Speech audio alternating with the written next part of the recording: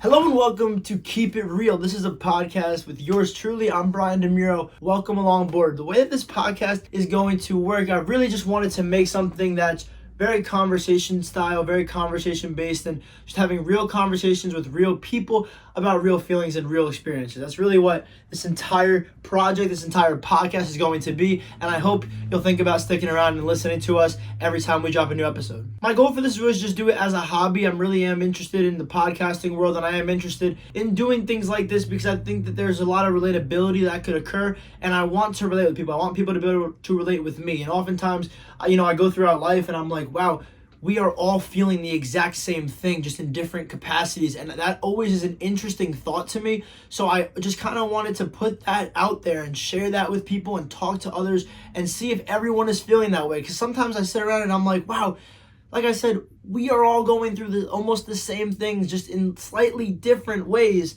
And I think that's really cool, yet also really interesting. So I just wanted to kind of start this just as a hobby, see where it goes, talk to other people, learn about their experiences in their life, and just go from there. This episode's going to be a little bit different, though. For this first episode, it's going to be pretty short, actually. I would like to keep these pretty long. I am going to have guests on, starting with episode number 2. Episode number 2, I'm going to have a really good friend of mine be a guest, so that's really exciting. And I'm going to have guests, hopefully, almost every single episode, so keep it fresh and to learn more about different people and to just get different perspectives on here. But for this first episode itself, I am going to just be by myself, and I'm going to do a little reading.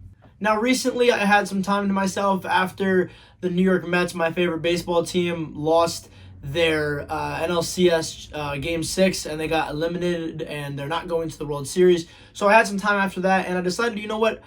I just felt this rush of emotion. Now, a lot of it was about sports, but as I'll go into in the piece I'm going to read, a lot of it was also just bigger than sports. And in that moment, I decided, you know what? I think this is good. Let me write. Let me just go onto Microsoft Word and just write. And I sat there at my computer for a little while, and I just wrote exactly how I was feeling. Now, admittedly, it might be a little all over the place, but it's just real feelings and real emotions, and I think that a lot of people will be able to relate with that, and that's what I'm hoping. And for this entire podcast, I'm just hoping that whoever you are, wherever you are, and whatever you're going through, I hope that we can relate. I hope that this allows you to see a little bit more into my mind and what I go or kind of like, not what I go through, it sounds dramatic, but like what I'm doing with my life and the different ways in which I go about thinking about things and the ways that things impact me. And I hope that somewhere along the line, you're able to find some of the things that I say impactful and that hopefully resonate with you. And I hope that we're able to have a fun connection here and we're able to build hopefully a little bit of a community where we all can kind of just share our experiences and just learn from each other and grow and just have good conversations. So I don't want to drag this for too long. Thank you for tuning in to episode number 1 of Keep It Real. I'm going to start the read right now. And yeah, hopefully you guys enjoy. I do have it here on my computer, so I apologize in advance for looking here, but I'm just going to read it out. And this is just something that I wrote in the past day from when I'm recording this, and I hope that somewhere along the lines you're able to relate. And without further ado, this is The Agony of Defeat, written by myself, Brian DeMuro. It's the top of the 9th inning. It's 10-4 Dodgers, and all signs are pointing to this magical 2024 New York Mets season coming to an end in the next few minutes. As I watched the Dodgers score 3 more runs in the bottom of the 8th, this gut-wrenching feeling came across me. It's why I decided to type the long love letter, if you will, and address it to defeat. 1 out. Sports are such a beautiful thing because they allow people to feel so deeply on both ends of the emotional spectrum. 2 outs. As I'm feeling the pain of coming up just short in what had begun to feel like a faded fairy tale, there are millions of people on cloud 9 right now, anticipating a world championship. 10-5 Dodgers. I think that's what makes sports beautiful, and the season's come to an end. And while I'm determined to make this writing as broad as possible, I think sports can bring about lessons that can be applied to everyday life, and that's really what got me thinking. I was sad and devastated by the game, but quickly those emotions became much greater than what was happening on the diamond. That's what this is going to be about. The agony of defeat, what that means to me, and the layers of emotion that defeat and loss in life bring about. I was sitting up in my cozy room at my college house, rally cap on, hoping for one last miracle before the magic died out. As Blake Trinan struck out 4 straight Mets batters, I began to feel the loss sinking in. The reason I decided to write this and make this the first episode of the podcast is because I think it's relatable. All these feelings and things we feel in moments, this time it was about my favorite baseball team, but the feelings come about in all aspects of life. You put all your hope, belief, and energy into something that doesn't always work out. Why? Was it something that we did? Could we have done something to make it work out or to change the outcome? Sometimes. But like all good things, they come to an end, and once they do, we're faced with the futility of a situation we once cared deeply about.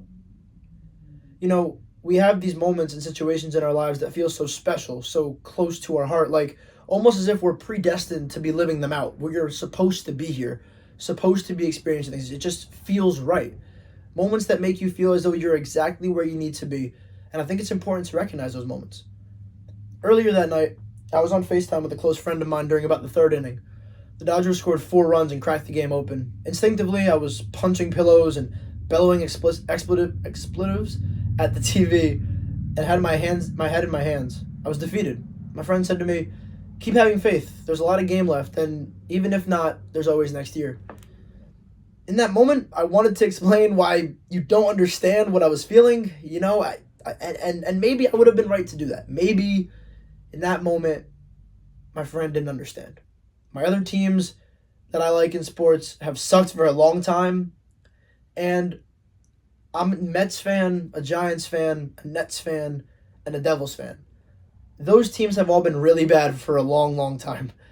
And I often tell people I think my sports fandom is the most difficult of any, but I digress. So instead, the way I responded to her was, it's just pain. This is all I have right now for sports. My other teams suck and have for a while, and this season for the Mets just means so much to me. I don't want it to end. Of course I have unwavering faith. I always do. But that's my fatal flaw. I paused for a little bit to watch the next pitch. Maybe it's better not to care so much, to not give a shit. In general, not even with sports. Maybe that's just a better way to live. But that's just not who I am. And that's the truth. Queen Elizabeth once said, "Grief is the price we pay for love." By choosing to love, to commit to something or someone, we voluntarily open ourselves to the inevitable pain and grief that comes along with that. But if you're like me in any way, you continue to put your heart out there, and time again, there's hurt. But we long for the people, the things, the opportunities, the experiences that give us the least amount of hurt, that make us feel most alive. Because in reality, there's hurt in everything. It doesn't matter what the situation is, there's hurt for one or multiple parties involved, and there's no way around it. 9 years ago, the other day, I lost my grandma. It was the first and only real loss I've ever suffered in my life, thank God, so far. But it was an experience that brought me so much pain, yet one that also changed my life for the better, because the lessons I took away from it were so instrumental in the person I've become today. So I like to believe that despite the loss and pain that we feel in so many moments of our lives, we always have the choice to look at the good, to appreciate things for what they are or what they were, and to allow things to come and go freely if that's their fate. A quote that often comes to mind is coined by Dr. Seuss, and that says, "Don't cry because it's over, smile because it happened." And that's really how it should be. That's how I strive to look at situations. But the title of the podcast is Keep It Real, and in accordance with that, let's be honest, it's hard to be present. It's hard to have things come to an end and to just let them go and not be sad about it. It's hard to realize and appreciate the magnitude of situations as they're happening. Little things like yearning for the fall season but then failing to take time to notice the leaves changing colors, and more profound aspects like taking people and relationships in your life for granted, only ever knowing what you had when it passes. I like to think I've done a pretty good job of being present and not overlooking important people and situations in my life, but of course it happens. It's an inherent aspect of human nature to sometimes look ahead, often at the expense of fully appreciating what lies before us. This tendency contributes to the pain and anguish we experience, the poignant realization that certain moments and phases of life slip away completely unnoticed. Which is why I think it's essential to permit ourselves to feel the full range of emotions that come with everyday life, to embrace the uncertainties and to view them as opportunities, and to have that aforementioned unwavering faith that all things will work out the way they are supposed to, regardless of what the current situation in front of you may say. I like to think of myself as generally content at this point in my life, living in the moment, holding on to faith, and free from most sadness. While that hasn't always been the case, now for the most part, I consider it true. In the past calendar year, I feel like I've lived 10 years. I lived in Europe for 4 months while studying abroad, which marked my first time ever being out of the country. I've seen all the major European cities I dreamed about as a kid. I've been to concerts and seen all my favorite artists I've ever wanted to see live in person, and I continued my academic success in college while striving towards the sports media and business world and the move to New York City post-graduation. People have told me a lot recently that I'm doing all the right things and I'm on a great path, and I like to think I am, yet in certain moments when I allow myself to reflect, I experience the weight of emotions I think I'd rather avoid sometimes. One thought that crossed my mind was the idea of waiting for victory, or waiting for things to finally go your way. So, as I mentioned, my sports teams are not great. I've rarely witnessed great seasons in my lifetime of 20 years. So, in the context of sports, this year felt like it might be the one for the Mets. A year where maybe, just maybe, a team who hasn't won a championship since 1986 was destined to triumph. But then it doesn't happen, and in 2.5 hours, it's over. All the magic is gone, and a team that won a championship just 4 years ago in the Dodgers goes and gets another shot. Is that fair? Is it fair that a team that hasn't been in the championship in nearly 40 years falls just short at the expense of the highest paid team in Major League Baseball? Maybe not. But that's the nature of sports. It's beauty and it's cruelty.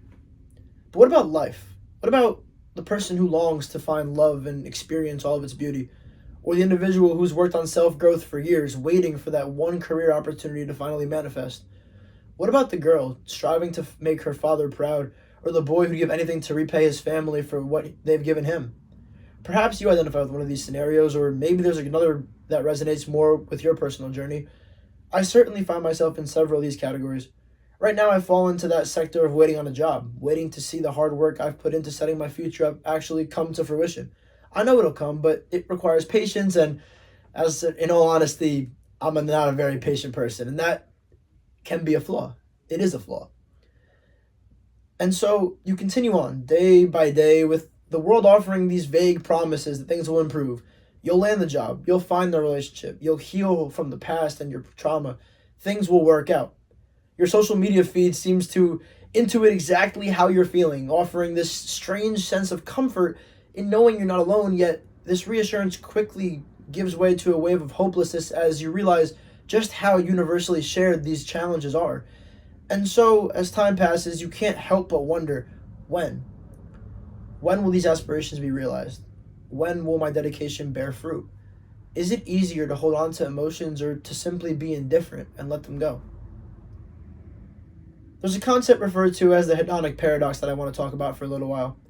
For some background information, hedonism is the belief that pleasure is the most important thing in life and that people should prioritize their own pleasure over other values.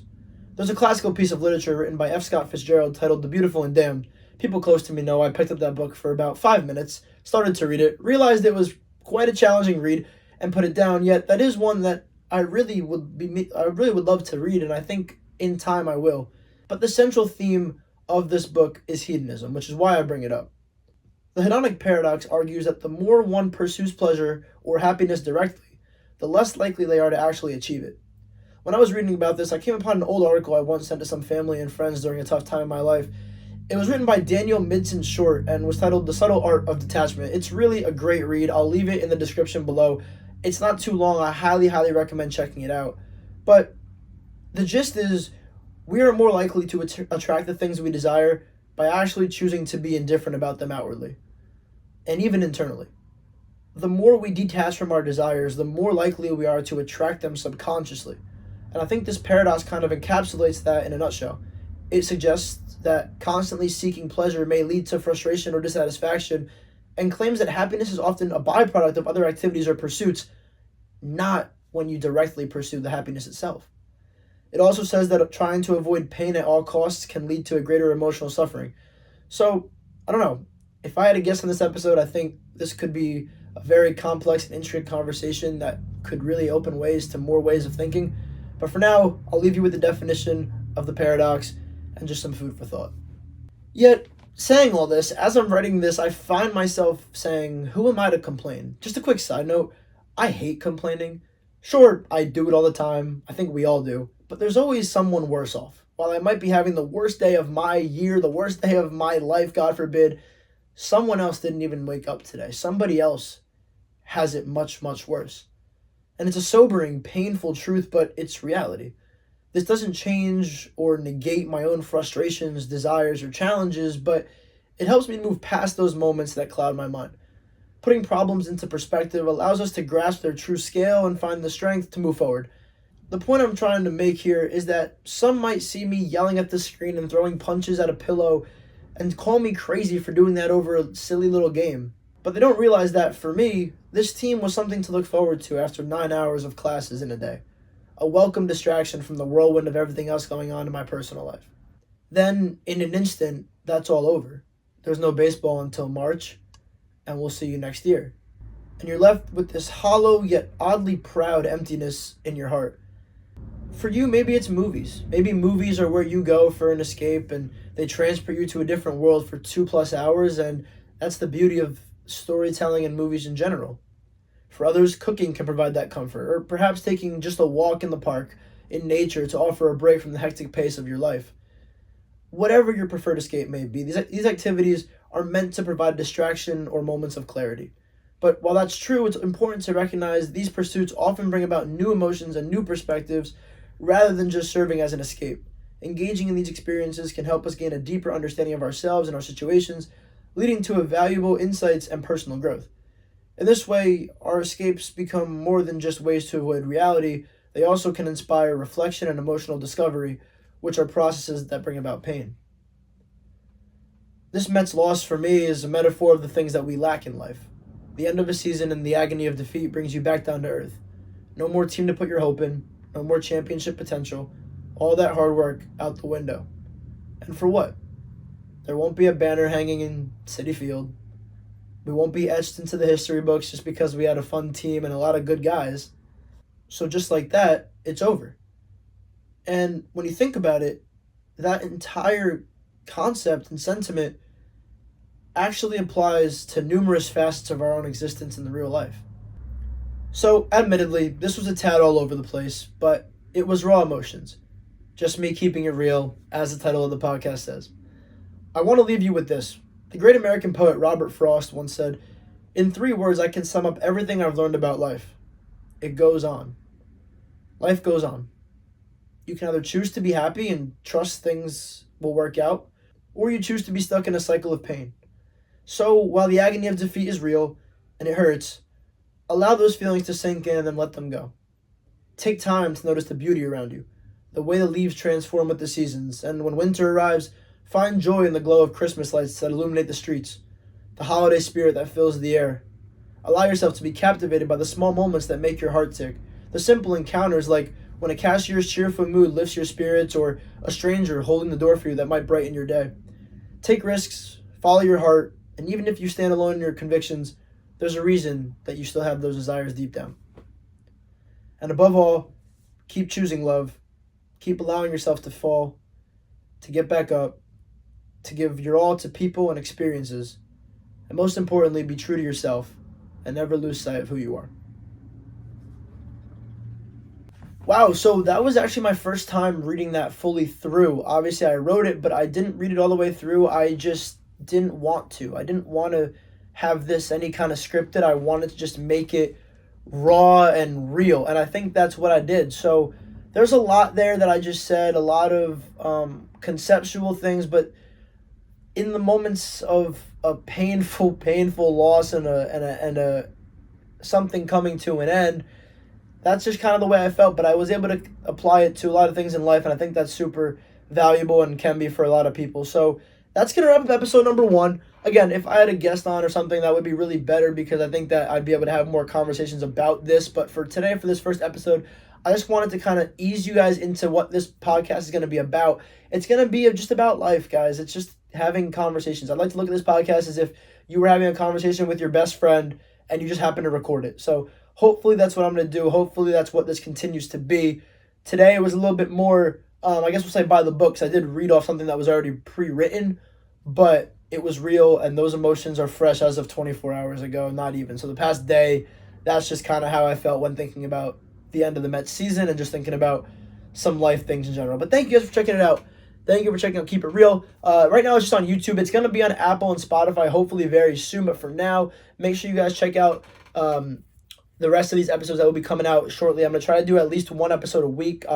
check my Twitter, which is also in the description. It's just Brian DeMuro. Check that for more updates on when these episodes will be coming out. And thank you guys for watching, and I hope some of this was able to resonate with you.